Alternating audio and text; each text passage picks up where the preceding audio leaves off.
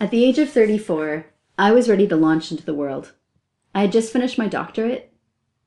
I was eager to find a full-time job, to meet my life partner, and to start a family. I was ready. Yet life had other plans. Instead, I became one of nearly 8,000 young people between the age of 15 to 39 diagnosed with cancer each year in Canada. I became a patient in a world where the terms young adult and cancer don't quite fit, where we don't quite know how cancer affects young adults or how young adults living with cancer feel. A world we don't quite understand. Sitting in the chemo room, surrounded by people that could easily be my grandparents, I felt out of place. I felt alone. When I asked how treatment could affect my ability to have children, I felt misunderstood. People with your type of cancer aren't wanting children. The average patients are 65 years old.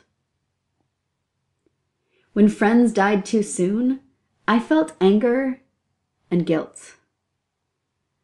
Why had I survived when others had not?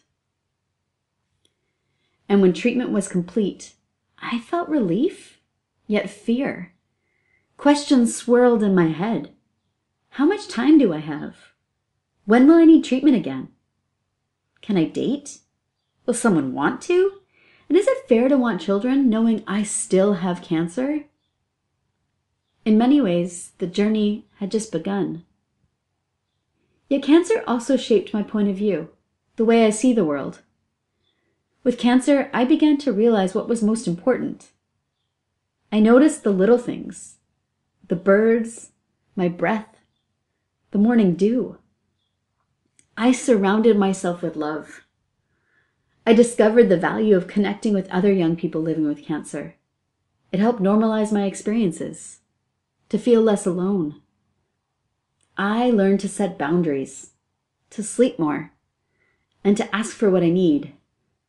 And although success remains something I strive for, I'm no longer willing to compromise my health and well-being for it. In many ways, cancer has given me permission to say yes to the life I want. It's reminded me that I don't want to wait to live. I want to live now. Life as a young adult living with cancer is rife with complexity and paradox. And I'm not a child or an elderly person. I am a young adult, and my experiences living with cancer are different. What can you learn from me? What can you learn from us? How can our lived experience with cancer inform more patient-centered research, leadership, education, and practice? How can we treat young adults living with cancer differently? How can we better respond to their complex realities? With nearly 8,000 young people diagnosed with cancer each year in Canada, how can we afford not to?